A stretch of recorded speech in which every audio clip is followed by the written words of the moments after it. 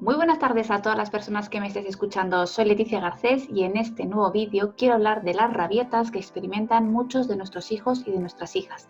Cuando hablo de rabietas, quiero abordar las emociones que se experimentan ante una situación como esta, ¿sí?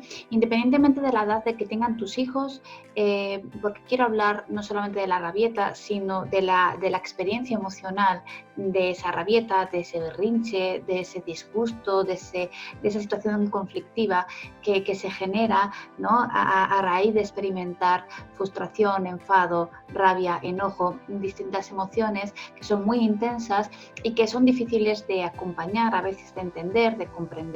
Entonces vamos a poner varios ejemplos.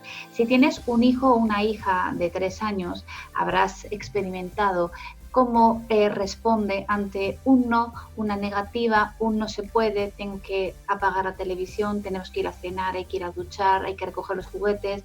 Bueno, quiero que entendáis que una situación como esta, para el niño o para la niña, puede significar un mundo. A mí a veces me cuesta entender cómo el hecho de tener que irse a la cama o tener que apagar la tele o tener que recoger los juguetes, cómo eso puede desatar semejante volcán. Si estaba tan tranquilo y tan a gusto jugando, cómo es que en cuestión de segundos se ha transformado y no hay forma de conectar con él, de hablar con él, de razonar con él. ¿Qué es lo que está pasando aquí? Bueno, pues lo que está pasando principalmente es que tú te has convertido en un estímulo negativo para tu hijo o para tu hija. Él estaba muy tranquilo hasta que llegaste tú a pedirle por favor de buenas maneras que apagara la tele. Entonces, ¿cómo es posible que si le pido las cosas de tan buena manera, mi hijo o mi hija responda de esta manera? Bueno, por lo que significa para él tener que apagar la tele, tener que irse a dormir. ¿Qué significa? El final de un momento placentero. En ese momento tu hijo deja de disfrutar y deja de poder continuar una actividad, y realmente es una experiencia emocional tan sumamente intensa y difícil de gestionar con su cerebro inmaduro, con sus pocos recursos emocionales, con su lenguaje tan limitado, que necesita ser más comprendido que hacerle a él comprender. Entonces, en estas situaciones nos podemos encontrar padres y madres que intentan razonar con sus hijos, intentan explicarles el por qué tenemos que recoger y les explican cada día el mismo ritual. Hay que recoger porque hay que ir a cenar, porque hay que ir a dormir, porque mañana hay cole. ¿Sí?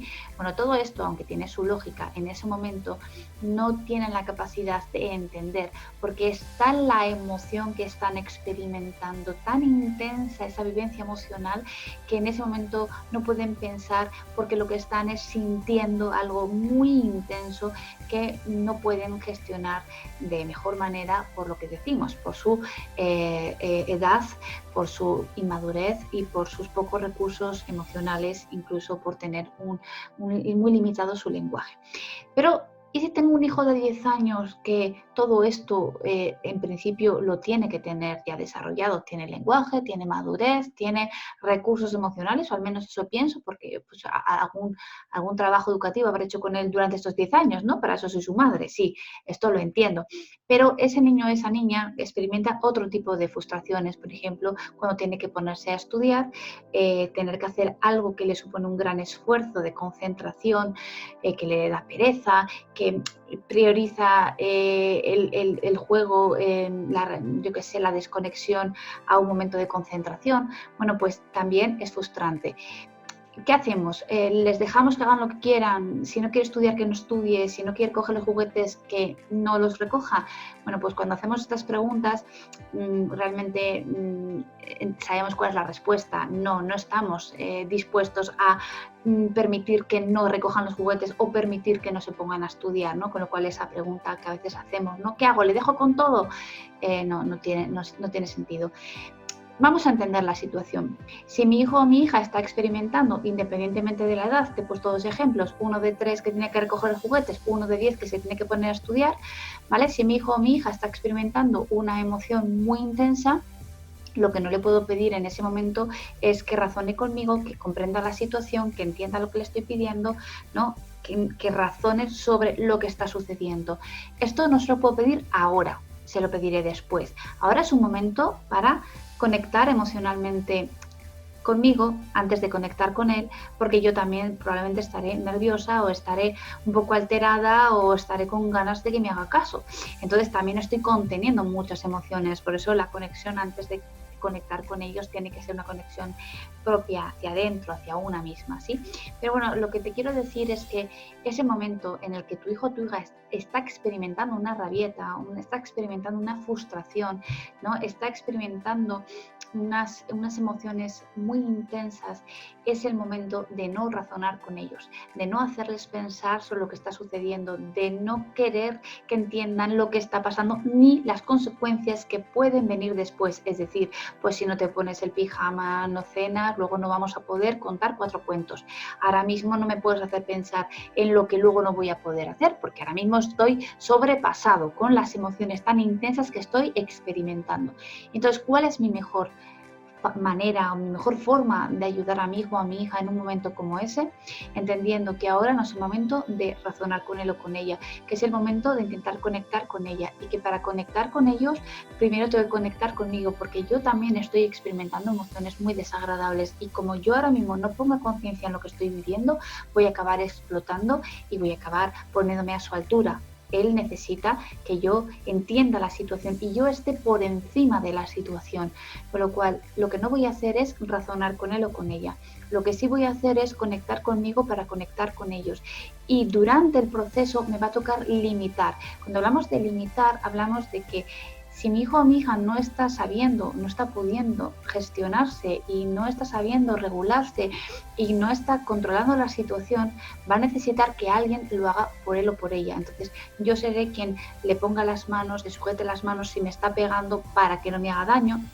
Yo seré quien a lo mejor me ponga a recoger con él o con ella, porque creo que de esa manera voy a ayudarle, ¿no?, a avanzar y a que entienda que lo que estamos haciendo es recoger, ¿no? A veces no importa tanto quién recoge o quién tiene que recoger, sino que los juguetes estén recogidos, ¿no? Entonces, a veces apoyarles en este sentido no es para nada negativo, porque estamos trabajando el hábito de recoger, no estamos trabajando el que nos tengan que obedecer, ¿sí? Son cosas distintas. Entonces, bueno, pues estamos diciendo no voy a razonar, voy a intentar conectar, voy a darles un tipo de apoyo en la medida de lo posible, voy a hacer un acompañamiento emocional ante esta vivencia, ¿no? Esta experiencia emocional tan intensa, y voy a estar del principio hasta el final acompañando este proceso, porque si le dejo solo, si le dejo sola, por los pocos recursos que tiene, por el lenguaje tan limitado que tiene, no va a poder superarlo por sí misma. Me necesita. ¿Y por qué me necesita? Voy a estar a su lado.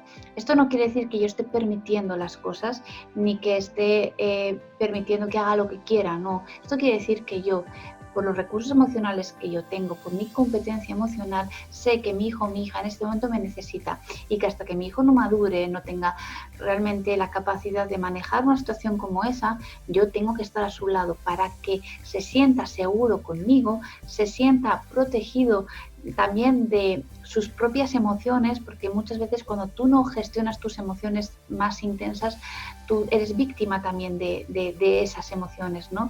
Yo cuando no gestiono mi rabia puedo ser víctima de mi rabia, puedo ser de alguna manera como secuestrada por esa emoción tan intensa, ¿no? Entonces yo sé que tengo que hacer un acompañamiento emocional, que es diferente a hacer una modificación de conducta, ¿vale? Que de esto también he hablado en otros vídeos, ¿no? Y me interesa que veamos la diferencia entre modificar un comportamiento para que sepa cómo se tiene que comportar y que me tiene que obedecer, y acompañar unas emociones hasta que ese niño o esa niña sea competente emocionalmente hablando, madure a nivel emocional.